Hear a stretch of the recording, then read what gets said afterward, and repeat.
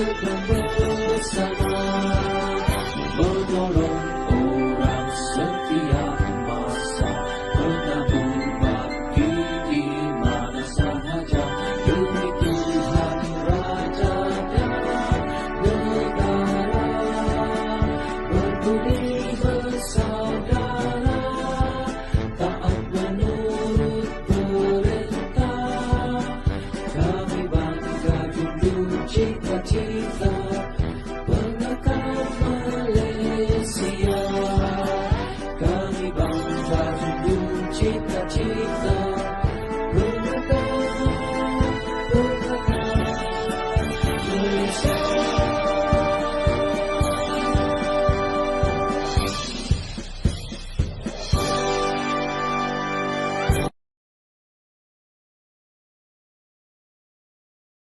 Assalamualaikum semua. Selamat sejahtera dan salam pengakap. Hari ini topik saya agak relevan dengan pelajar, khususnya golongan belia yang berumur 15 tahun hingga 25 tahun. Pernah tak korang nampak pengakap luar negara dan juga pengakap dalam negara kita sendiri? Mestilah korang pernah nampak kan? Ni depan mata korang ni, baju kelabu ni merupakan baju rasmi pengakap Malaysia. Kita belajar sejarah dia dulu. Sejarah pengakap di Malaysia amat lama sekali, bermula daripada 1908 lagi dan telah diiktiraf pada 2 Julai 1910 di Singapura. Kenapa setiap orang mesti ada ilmu kepengakapan ni? Saya tak masuk pengakap, tapi kena ada juga ke? Ya, setiap orang kena ada. Walaupun anda pandu puteri ke, TKRS ke, kadet polis ke, kadet bomba, mesti kena ada ilmu kepengakapan. Kerana apa? Unit pengakap ni merangkumi aspek kehidupan kita, sama ada dari segi survival ataupun ilmu asli. Praktikkan di rumah lah. Contohnya macam ilmu survival tu, kita survival di hutan yang betul-betul kau-kau punya. Kita kena hidupkan unggun api, set up hammock atau tent, kena cari shelter, pondok sementara, ikatan, semua tu. Tapi kalau ilmu asli di rumah, macam mana? Mestilah kena belajar macam mana nak tahu cahaya boleh masuk dalam rumah ke tak, macam mana nak keringkan baju, macam mana nak tahu angin ada ke tak, macam mana kita nak tahu arah kiblat kat mana. Bagi yang umat Islam, bukan arah kiblat je nak tahu, mana satu arah rumah kita ni, arah utara ke arah selatan ke. Itu ilmu asli. Sebenarnya pengakap ni best tau. Tahu tak kenapa? Sebab bestnya bila pengakap ni banyak aktiviti dan juga ada jaringan sejagat antarabangsa. Korang nak tahu jaringan sejagat antarabangsa tu apa? Dia ada hubungan dengan negara-negara luar. Tapi kalau korang nak tahu, pengakap Malaysia pernah 5 kali berturut-turut memenangi anugerah pengakap kelana terbaik peringkat Asia Pasifik. 5 kali berturut-turut tau. Bukan biasa-biasa. Tepuklah sikit. Come on, support sikit pengakap negara kita. Statistik setiap sekolah menunjukkan pengakap mencatat rekod yang paling tinggi di setiap sekolah. Bila saya dah jam 4 lagi, saya dah ambil peluang. Peluang apa? Saya masuk jambori peringkat kebangsaan di Metropolitan Batu. Saya dapat kumpulkan banyak lencana lah. Contohnya boleh lihat di sini. Ni adalah lencana, tapi ni lencana Kempori 2019. Wah, rindunya zaman sebelum Covid kan.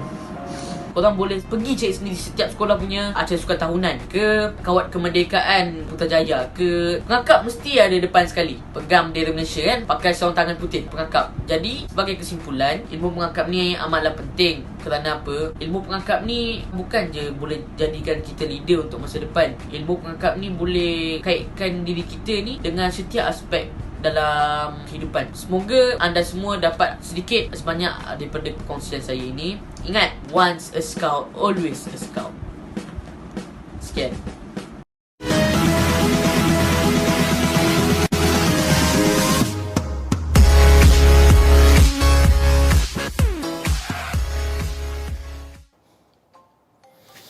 Salam pengakap. Tahniah kerana anda telah berjaya menyertai Persatuan Pengakap. Pada hari ini, cikgu akan bercerita mengenai pengenalan pengakap. Sejarah pengakap dunia bermula pada tahun 1907 di Pulau Brownsea, England. Pergerakan pengakap bermula apabila satu perkemahan untuk budak-budak lelaki di pulau berkenaan. Perkemahan ini telah diilhamkan oleh Robert Stephenson Smith Baden-Powell yang merupakan seorang bekas Major Tentera British yang penuh pengalaman dalam medan pertempuran. Secara tidak langsung, bermulalah sejarah pergerakan pengakap dunia. Dengan kejayaan menganjurkan perkemahan untuk budak lelaki, beliau telah mencetuskan pelbagai idea dan pengalaman untuk budak-budak melalui penerbitan buku Scouting for Boys. yang dikarang oleh beliau sendiri. Pergerakan pengakap telah tersebar luas melalui peneroka dan pedagang British. Tanpa diduga, pergerakan pengakap telah mendapat sambutan yang menggalakkan daripada negara-negara Eropah, Asia dan Amerika dalam masa beberapa tahun sahaja ia ditubuhkan. Beliau telah mengelilingi dunia pada tahun 1912 untuk menemui beberapa pergerakan pengakap di seluruh dunia. Pada tahun 1920 iaitu 8 tahun kemudian, jambori pengakap yang pertama telah diadakan di Olympia, London. Di sinilah beliau telah dilantik sebagai Ketua Pengakap Dunia manakala kerajaan British telah menganugerahkan Lord Baden of Gilwell kepada beliau. Banyak pingat kebesaran negara pengakap telah beliau perolehi di atas sumbangan beliau mewujudkan pergerakan pengakap. Pada tanggal 8 Januari 1941, beliau telah meninggal dunia di Paksu, Kenya sebelum sempat menyambut ulang tahun yang ke-84. Bagaimana pula dengan sejarah pengakap di Malaysia? Sejarah pergerakan pengakap di Malaysia telah bermula pada tahun 1910 di Singapura di mana pengasasnya adalah F.C. Sands, seorang peneroka British. Sebelum itu, beberapa percubaan telah dibuat di Pulau Pinang pada tahun 1908 dan Selangor pada tahun 1909 tetapi gagal. Mula di sini, pergerakan pengakap telah berkembang pesat di mana semua negeri di Tanah Melayu dan Borneo telah memiliki sekurang-kurangnya satu pasukan pengakap pada tahun itu. Berikut adalah senarai pengasas pergerakan pengakap di negeri-negeri Melayu dan Borneo. Persekutuan Budak Pengakap Tanah Melayu telah ditubuhkan pada Perang Dunia Kedua. Persekutuan Budak Pengakap Tanah Melayu telah menjadi ahli penuh Persidangan Pengakap Sedunia pada 1 September 1957. Persekutuan Budak Pengakap Tanah Melayu telah bertukar nama kepada Persekutuan Budak Pengakap Malaysia di mana dianggotai oleh Tanah Melayu, Singapura, Sabah dan Sarawak pada 1964. Pada tahun 1965, Singapura telah keluar daripada Persekutuan Budak Pengakap Malaysia sejajar dengan Singapura keluar dari Gagasan Malaysia. Sebelum seseorang boleh dilantik menjadi ahli pengakap, dia perlulah mendapatkan lencana keahlian dengan cara diuji dalam perkara-perkara berikut. Yang pertama, peraturan pakaian seragam pengakap. Kedua, prinsip rukun negara. Ketiga, lambang pengakap Malaysia dan lambang pengakap sedunia. Keempat, persetiaan pengakap dan undang-undang pengakap. Kelima, hormat pengakap dan cogan kata pengakap. Keenam, sejarah pengakap Malaysia dan sejarah pengasas pengakap Lord Baden-Powell. Ketujuh, simpulan dan ikatan yang terdiri daripada buku sila, bunga geti, simpul manuk, tindih kasih, lilit dua simpul dan lilit pemati biasa. Bagi mereka yang telah menjadi ahli pengakap kanak-kanak, mereka tidak perlu menjalani ujian di atas, tetapi hanya perlu melalui satu istiadat meningkat naik pengakap kanak-kanak ke pengakap muda untuk dilantik sebagai ahli pengakap muda. Lencana keahlian pengakap yang berupa lambang pengakap di atas latar biru tua ini dipakai pada saku kiri kemeja. Lambang Pengakap Malaysia bermaksud yang pertama, taat kepada Tuhan, Raja dan Negara. Yang kedua, menolong orang pada setiap masa. Dan yang ketiga, menurut Undang-Undang Pengakap.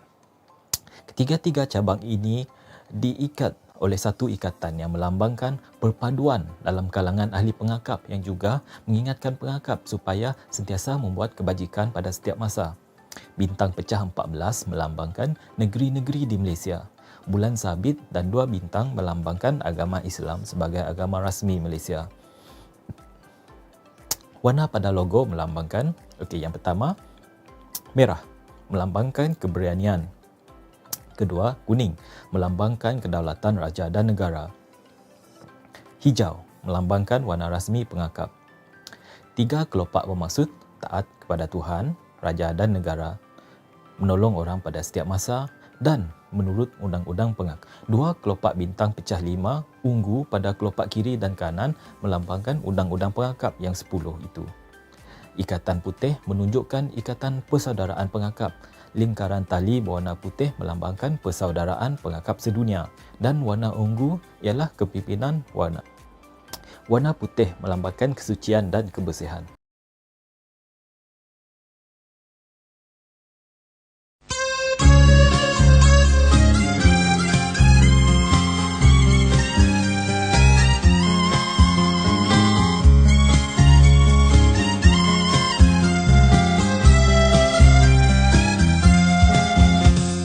Dipercayai taat berguna, bersaudara berbudi, kasihkan binatang menurut perintah, tabah hati berjimat, suci pikiran, suci perkataan, suci perbuatan, suci pikiran, suci perkataan, suci perbuatan.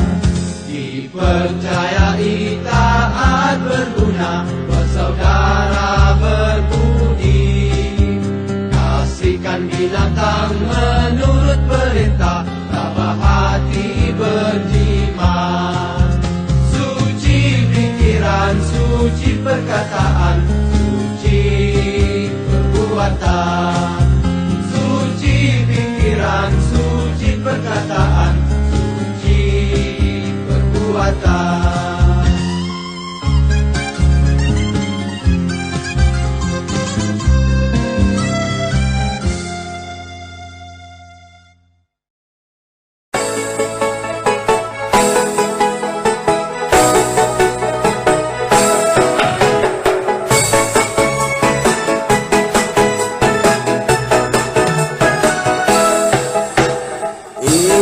Ingat itu, remember.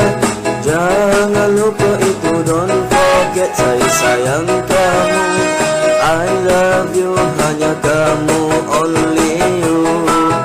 Di sini senang, di sana senang, di mana-mana hatiku senang.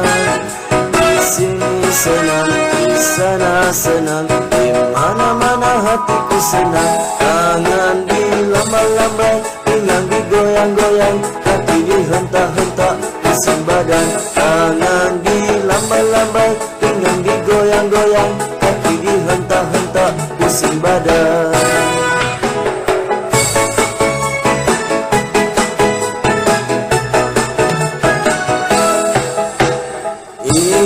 Ingat itu, remember.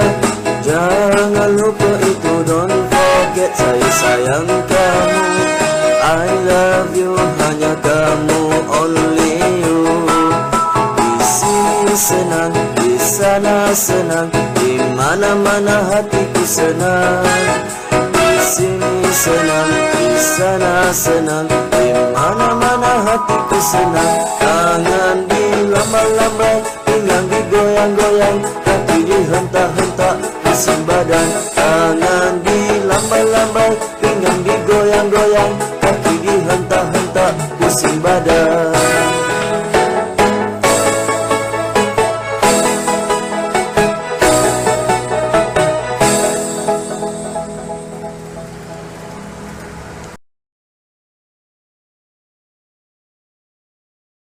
Cemas ni apa? Dah dengar tak?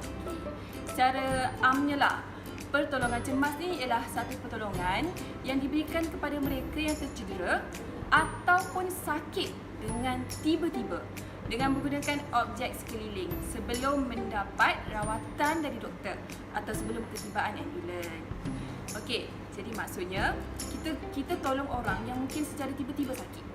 Mungkin dalam macam-macam situasi, accident ke, tengah hiking tiba-tiba jatuh ke, apa-apalah, choking ke kan, tercekik, dan juga mungkin juga lemas dengan menggunakan alatan sekeliling seperti kain, ranting kayu. Dan kalau kita lucky enough, kita mungkin ada peti kecemasan. Macam apa dalam peti kecemasan tu kan? Pernah tahu tak? Okay. Dalam peti kecemasan tu mungkin ada kain anduk, gunting, ada larutan flavin dan krim antiseptik yang mungkin boleh tolong kita untuk kita rawat kecemasan yang macam luka, macam tu. Okey. Kalau kita tengok kat mana kemalangan yang melibatkan kecemasan ni boleh berlaku. Ia boleh berlaku pada bila-bila dan di mana-mana sahaja secara sedar ataupun tidak. Okey, contohnya kat mana? Contohnya kat rumah pun boleh jadi.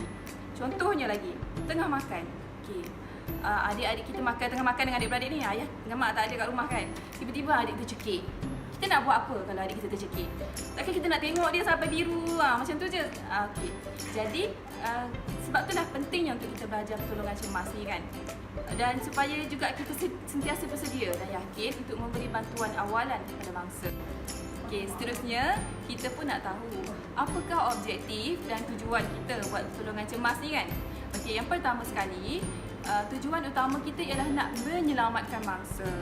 Jadi kita kena buatlah apa yang kita tahu berdasarkan ilmu yang kita ada, macam mana kita nak tolong mangsa tersebut.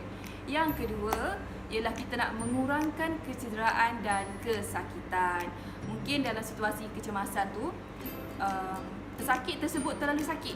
Mungkin ada cara yang kita boleh tolong untuk kurangkan kesakitan yang dia sedang alami. Seterusnya ialah yang ketiga, memberi keselesaan. Mungkin kita boleh ubah posisi atau kedudukan dia, tapi jangan sampai memudaratkan pesakit tersebut. Okey. Ciri-ciri ahli pertolongan cemas ni ada ciri-cirinya juga. Okey. Sebagai seorang ahli pertolongan cemas, kita ni mestilah yang pertama sekali ialah sihat. Okey, kita nak tolong orang, kita kena sihat. Okey. Yang kedua, kena berani nak tolong orang. Tak boleh ada ragu-ragu. Kena berani. Sebab kita tahu, jadi kita berani. Kalau tak tahu, sebab itulah kita tak berani kan. Yang ketiga, kena cekap. Nak buat apa-apa kena cekap. Okey. Yang keempat, pantas. Buat dengan cepat. Jangan berfikir pun dah 10 minit. Tu tak jadi pertolongan cemas kan? Okay. Yang kelima ialah kena bijak. Tahu nak buat apa. Kena ada ilmu. Kena tahu step dia. Jangan buat step yang salah. Mungkin lagi memudaratkan orang tersebut.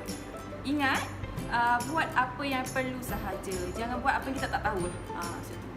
Tapi dalam masa kita nak tolong orang, kita nak beri bantuan kecemasan, kita kena ingat, kita kena hati-hati dan menjaga keselamatan diri. Seperti contohnya, kalau kita tengok aksiden, nak tolong turun kereta, nak melintas jalan, tengok dulu kiri dan kanan kita. Maksudnya sentiasa berhati-hati, memeriksa keadaan sekeliling seperti kawasan tersebut bebas daripada bahan berbahaya seperti bahan kimia, kaca, benda tajam dan arus elektrik. Tapi kalau dalam satu situasi tu kita tak dapat nak tolong, tak dapat nak bantu, tak tahu nak tolong macam mana, apa yang kita boleh buat? Yang pertama sekali, kita boleh buat panggilan 999. Okey, 999 ni adalah satu panggilan kecemasan yang bila kita buat panggilan tersebut, dia akan salurkan kita kepada pihak yang tertentu yang mungkin boleh tolong, macam sama ada polis, ambulan ataupun bomba. Tapi talian 999 ni tak boleh buat main-main. Tak boleh nak buat panggilan palsu, nak telefon saja-saja, tak boleh. Sebabnya kita ada akta yang mengatakan bahawa individu yang didapati bersalah membuat panggilan kecemasan palsu akan didakwa di bawah Akta Komunikasi dan Multimedia 1998 dan denda sehingga RM50,000 dan penjara tidak melebihi 1 tahun. Banyak tak dia punya denda? Okey, banyak. Sebab tu kita tak boleh main-main. Okey, seterusnya jangan dekati tempat tersebut. Kalau kita tak boleh nak tolong, memang kita jangan dekati pun tempat tersebut.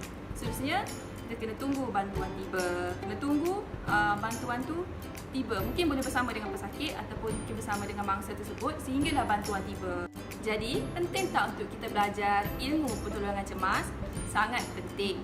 Okey, sangat penting untuk kita belajar ilmu pertolongan cemas sebabnya kecemasan ni boleh terjadi di mana-mana sahaja, bila-bila masa.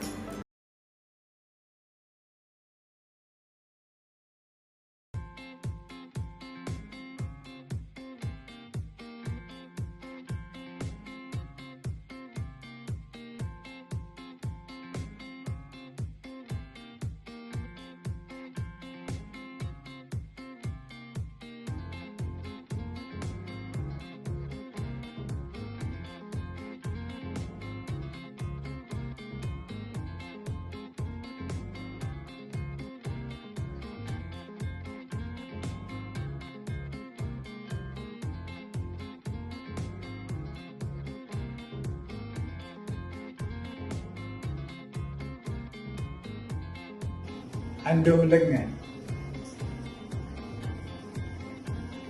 Hujung pertama diletakkan di bahu bertentangan dengan lengan yang cedera, dan hujung atas diletakkan pada siku lengan yang cedera. Kemudian bucu hujung ni, hujung kedua ditarik ke atas bahu yang tangan cedera, kemudian ikat kedua bucu hujung ni dengan menggunakan ikatan buku seal. Bucu atas ni boleh dipin supaya bagi kemas ataupun dilipat dan letak di dalam saja. Okey. Ini contoh balutan lengan.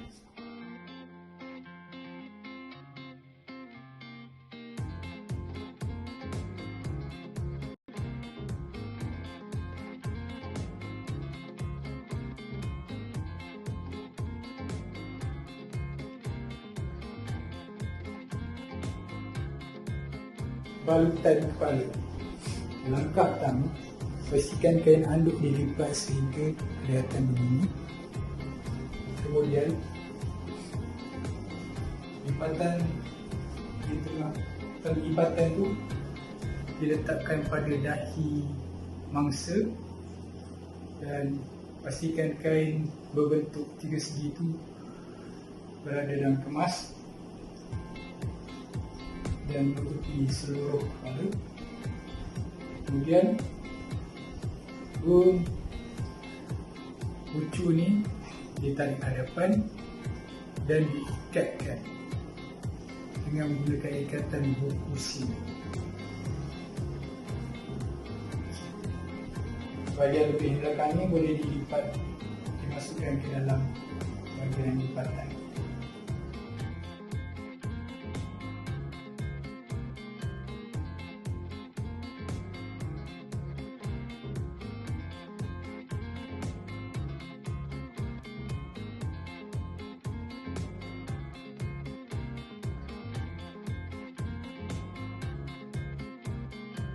Okey, seterusnya balutan tangan. Bawah begini, seperti begini, dan bucu ni dibalutkan tangan dan dibawa ke sini seperti akan kelihatan seperti begini, dan hujung lagi satu buat seperti hujung sebelum ni, dililit seperti begini, kemudian diikatkan menggunakan ikatan buku sila. Bucu ni boleh diselitkan ke dalam begini, dan ini dan begini, supaya nampak kemas. Dah siap.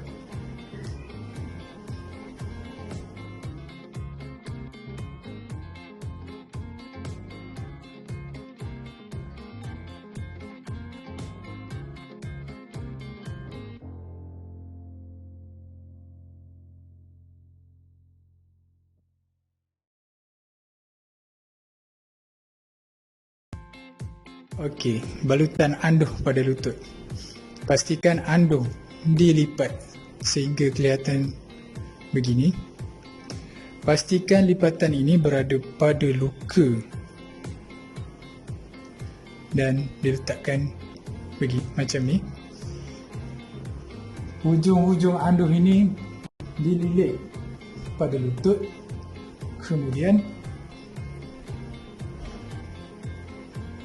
diikat menggunakan ikatan buku sila. Langkah terakhir, pastikan lebihan kain ini menutup ikatan tersebut supaya kelihatan kemas.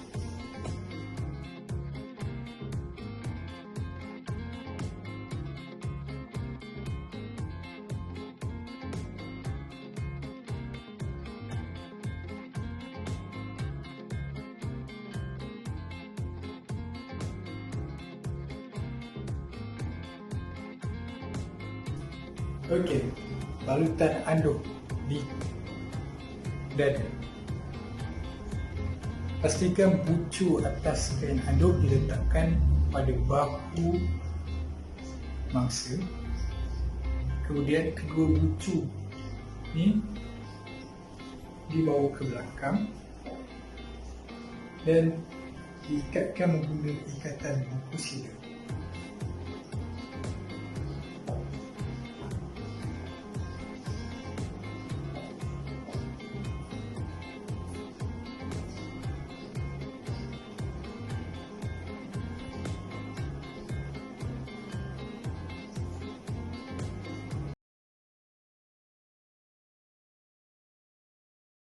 Saya akan tunjukkan langkah-langkah dan kaedah yang betul untuk kita buat CPR. Okey, yang pertama, ini kami punya patung untuk buat CPR. Jadi saya akan mulakan dengan langkah yang pertama. Seperti yang kita maklum, langkah-langkah CPR DRSCAB. Ada 6 langkah. DRSCAB. Dr. Scab. Yang pertama D itu adalah dangerous, bahaya. Bahaya ni maksudnya apa? Bahaya ni maksudnya kita kena pastikan kita selamat dan mangsa pun selamat. Saya akan terangkan dulu langkah-langkah saya kami akan buat praktikal lah. Okey, yang pertama D itu dangerous, pastikan diri kita selamat dan mangsa pun selamat. Maksudnya apa? Maksudnya kita tengok dulu keadaan sekeliling. Tempat tu selamat ke tak selamat. Contoh mangsa ni accident dan terbaring tengah jalan. Macam mana kita nak buat? Kita tengok, okey ada nanti kita tarik dia ke tepi dulu dan minta siapa-siapa tolong jaga lalu lintas, baru kita buat. Jangan kita buat tengah jalan. Contoh yang kedua, kalau mangsa tak sedarkan diri disebabkan kena renjatan elektrik. Jadi macam mana? Kita kena tutup dulu switch utama. Cari mana switch utama, tutup dulu, putuskan dulu aliran elektrik, baru kita pegang mangsa. Sebelum nak pegang tu kita kena test dulu, dia nak pakai kayu ke apa, baru kita pegang mangsa, tarik mangsa keluar daripada aliran elektrik. Okey, dapat? Itu dangerous. Sama juga kalau mangsa kita nampak mangsa ni dia pingsan dekat tepi jalan dalam hutan. Jadi kita kena pastikan keadaan selamat tu je. Takut bawah mangsa ni, baju dia kot ada ular, ada binatang-binatang berbisa. Jadi pastikan selamat dulu baru kita tolong mangsa. Itu D. Yang kedua R. R ni respon. Respon ni kita tepuk mangsa. Respon ni. Okey. Cek okey ke? Cek sedar ke? Okey, itu respon. S. Itu DRS. S tu shout. Shout tu maksudnya apa? Maksudnya kita minta tolong orang, telefon 999, telefon ambulans. Beritahu detail mangsa, dekat mana, mangsa umur berapa, dekat mana, beritahu dekat pihak ambulans. Jadi ambulans akan datanglah. Ataupun kalau ambulans tu jauh dia punya apa dia? Kalau ambulans tu lambat nak sampai, jadi pihak ambulans dia akan on call dengan kita, beritahu apa tindakan selanjutnya lah. Okey, itu shout. Lepas S, C. C itu circulation, maksudnya kita tekan. Saya akan tunjuk macam mana kita nak cari, dekat mana kita nak tekan. Itu C. Okey, lepas tu A. A itu adalah airway. Airway tu kita tiup lah maksudnya. Saya akan tunjuk macam mana nak tiup, macam mana kita nak pegang kepala dia, macam mana kita nak tekan kepala dia. Itu A, airway. Lepas tu B, breathing. Okey, breathing ni kita akan check nadi dia. Lepas kita settle semua, dah tekan, dah hembus, kita check nadi dia 10 second dengan kiraan 1001, 1002, 1003 sampai 1010. Lepas tu kita akan buat bandingan pemulihan. Itu adalah langkah-langkah untuk buat CPR secara teori. Saya beritahu dulu. Okey, lepas ni saya akan tunjuk macam mana kita nak buat CPR secara praktikalnya. Kawan saya ni akan tunjuk, sahabat saya akan tunjuk. Jadi kita tengok sama-sama kita buat dan praktik langkah-langkah yang betul dalam melakukan CPR. Okey. D, dangerous. Saya selamat, mangsa selamat.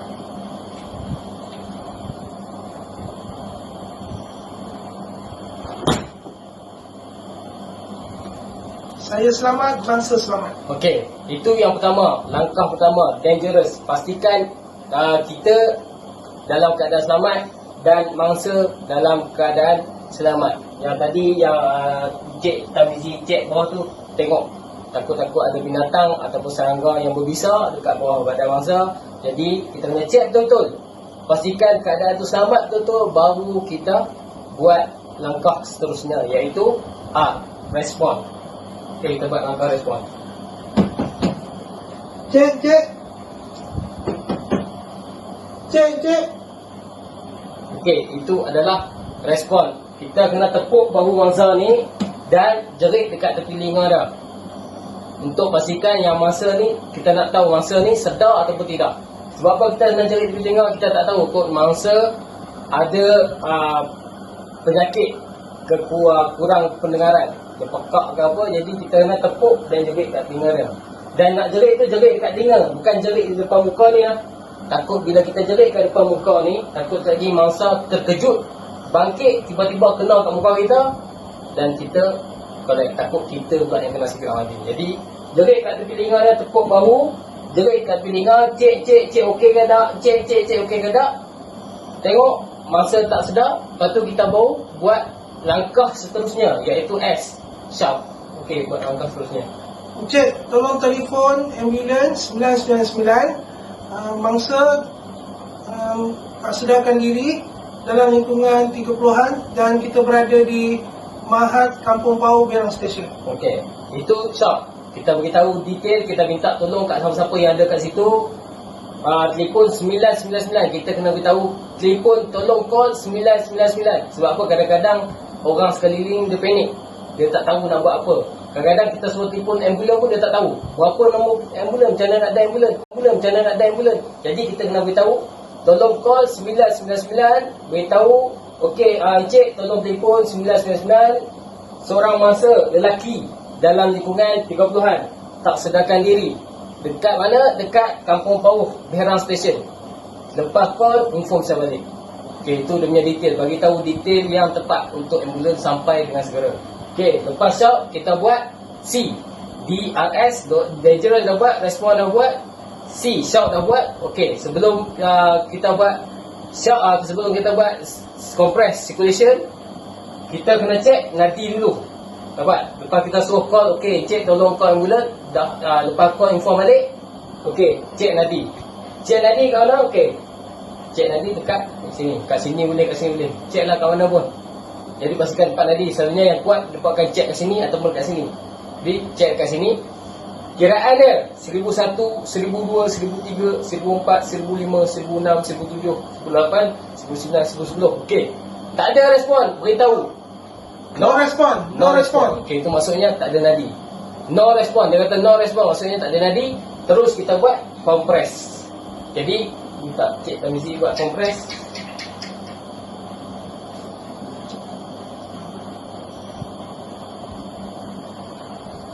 Okey. Ini kompres. Okey. Cik Tamizi buat kompres. Okey, tengok tadi kita tengok langkah-langkah macam mana dia nak cari tempat tekanan. Macam mana kita nak cari tempat tekanan? Okey, tengok betul di antara nipple ni. Dia tempat tekanan dia betul-betul kat sini. Okey, kita buat ni, kita punya dada di antara nipple. Okey. Lepas tu ke sebelah kiri sikit sebab jantung kita sebelah kiri, betul? Jadi okey. Okey tu, kompres. Okey, dah letak dekat sini 30 kali tekanan. Kedalaman 1 ke 2 inci saja. Okey, 20 tekanan. Okey. Tengok macam mana kita nak tekan lah. Yang pertama, okey, ni kita. Tengok, ni tangan ni silang. Tengok tangan kita dominum belah mana? Belah mana yang kuat? Kalau kita sesa ke kanan, kanan lah. Sebelah kiri, belah kiri. Okey, grip betul ni, pegang ni, silang ni, betul-betul grip. Okey, ni satu, grip satu. Tekanan bukan di tapak ni, tapi di perut ni saja. Pastikan tekanan dekat sini ya. Ini, grip betul. Okey, lepas tu letak je atas dada ni. Okey, letak tu. Okey, letak situ. Pastikan kedudukan kita tu 90 darjah. Maksudnya ni, okey, letak tangan ni straight. Tangan ni straight. Tangan ni straight. Saya tak nak kamu tekan macam tu. Ada tekan macam tu. Ni tak straight. Ini akan menyebabkan kita punya tekanan ni tempat dia berlari. Jadi straight, tekanan macam ni. Bukan macam ni. Tak nak macam ni. Straight. Grip tu straight. Tekan. 30 kali tekanan. Okey. Cik Mizi tolong buat. Okey.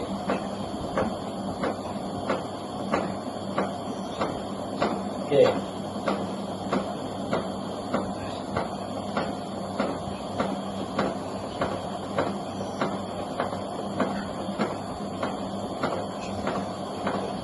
Okey, 30 kali tekanan. Kita dah buat 30 kali tekanan. Okey. Lepas 30 kali tekanan, kita kena buat 2 kali hembusan. Cara hembusan, okey. Kita buat. Okey. Dapat tak? Macam mana? Okey, saya tunjukkan lagi. Macam mana dia buat? Okey, ni. Ini. Okey. Yang pertama, kita nak ambil ni macam mana? Letak di atas dahi dia. Atau mitik 2 jari ni, pegang lidu. Okey, nampak? Letak, pegang. Jari tangan kiri ni pegang di dagu ni. Buka sikit je. Jangan buka koyak. Sikit je. Tutup sikit. Lagi besar mulut yang kamu buka ni, lagi besar mulut pasien yang kamu buka ni, lagi besarlah mulut kamu kena buka. Jadi buka sikit je. Dah buka macam ni. Okey, tekak mulut kamu kat mulut ni. Pasien. Saya tunjukkan lagi. Terus tekak. Terus ni tekak. Pastikan yang pertama ni dongak. Dongak ni jangan lupa. Ni dongak ni. Dia dah pasien macam ni. Okey, letak ni, tekan. Dah dongak, tutup, pegang ni, tekak. Dah? Ulang, tekan, dongak, tutup. Okey, buka sikit. Tekak mulut dia. Okey, Indonesia akan tunjuk. Seterusnya, itu kita akan hembus.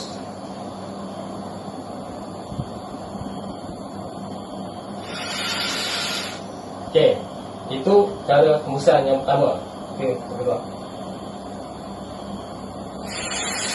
Okey, hembusan yang kedua. Okey, dapat? Okey, 2 kali hembusan. 30 kali tekanan, 2 hembusan. Contoh, hembusan tadi Cik Trinity buat. Okey, saya tunjuk. Hembusan yang pertama, sekali hembus. Hembus. Sekadar hembus, lepas tu, lepas kamu hembus. Okey. Contoh, kamu hembus sekali, tekan. Hembus, kamu tengok dada dia. Tengok dalam 1-2 second, tu hembus pula. Lepas tu, terus buat tekanan. Hembus 2 kali. Saya tak nak. Hembus. Tak nak. Sekali. Tengok, 1-2. Tengok dada tak nak, terus tekan. Buat. 1, 2, 3, 4, 5, 6, 7, 8 sampai 30. Sekali kompres, 30 kali tekanan, 2 kali tiup, 1 pusingan. Kamu kena buat 5 pusingan. Contoh, dah buat 5 pusingan. Okey. Dah selesai 5 pusingan, kamu kena cek nadi. Cek nadi. Contoh cek nadi, cek 1001, 1002, 1003, 1004, 1005, 1006, 1007, 1008, 1009, 1010. No respon. Ulang balik. Kompres. Cek nadi. Contoh cek nadi, cek 1001, 1002, 1003, 1004, 1005, 1006, 1007, 1008, 1009, 1010. No respon. Ulang balik. Kompres. Tiup. 30 kali tekanan, 2 kali hembusan.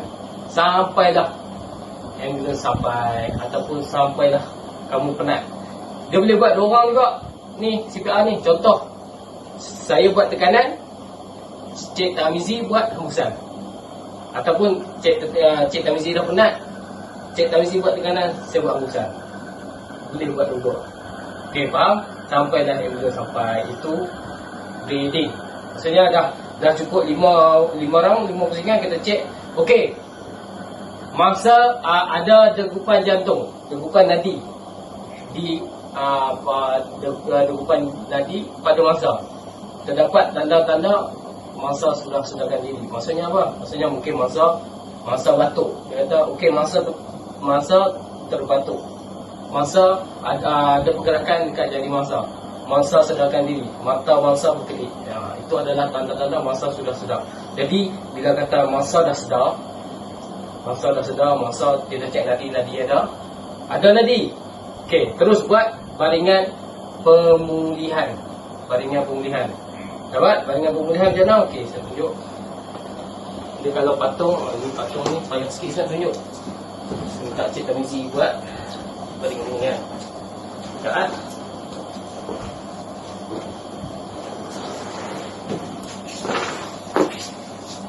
Okey. Ini baringan pemulihan. Okey, baringan pemulihan . Okey, yang pertama. Okey, masa tak sedarkan diri ni. Okey, yang pertama ni, tangan ni, tangan kat sini. Tangan ni tak atas. Kaki ni angkat. Okey, ni. Okey, ini adalah dia punya ni. Macam mana kita nak tarik mangsa. Ni tangan pastikan kat sini untuk mangsa tahan pada kaki ni tu. Lepas tu teknik kedua, pegang dia punya pinggang ni. Kita punya jawab ni, kita pinggang ni. Ni, kita punya pinggang ni, seluar ni. Pegang dia punya ni, pinggang seluar dan bahu dia. Dan ni kaki macam ni dan kolek dia. Okey, macam tu. Tahan perut mangsa dengan lutut. Dan bagi mangsa selesa lah. Contoh macam ni. Kalau mangsa badan besar tak boleh macam ni, kita tahan dengan tangan ni. Okey, tangan lepas. Okey, tangan ni kita letak je macam ni. Okey, lumut lah. Okey, macam tu. Semula macam semula. Okey, yang tadi kita letak tangan ni kan. Okey, tangan letak sini. Tangan ni macam ni. Ini tak sampai. Okey, perlukan ni macam ni. Okey, pegang. Letak. Okey, pastikan kepala mangsa letak di atas tangan. Sebab kita tak nak lidah masa ganggu. Bila baring macam ni, otomatik mulut dia akan terbuka dan lidah akan terbuka. Rongga dalamnya akan terbuka. Ni lutut ni pastikan dia selesa. Masa tarik tu, tangan selesa. Tahan dekat perut kaki ni. Tak mau bagi, belajar. Jangan kita tolak di belakang lah. Jangan tolak di belakang macam ni. Kalau kita tolak di belakang ni, takut mangsa belajar ni bergolek ke bawah. Jadi pastikan tarik ke arah kita. Tarik mangsa, tahan dengan lutut. Okey, cakap tu. Okey. Jadi itu antara langkah-langkah CPR, kaedah-kaedah untuk buat CPR dengan cara yang betul.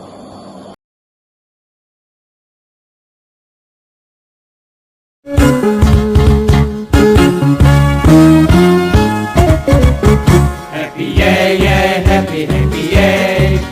Kami suka pengakap saja. Siang jadi kenangan, malam jadi impian. Cintaku semakin mendalam. Happy yeah yeah, happy yeah. Kami suka pengakap saja. Siang jadi kenangan, malam jadi impian. Cintaku semakin mendalam.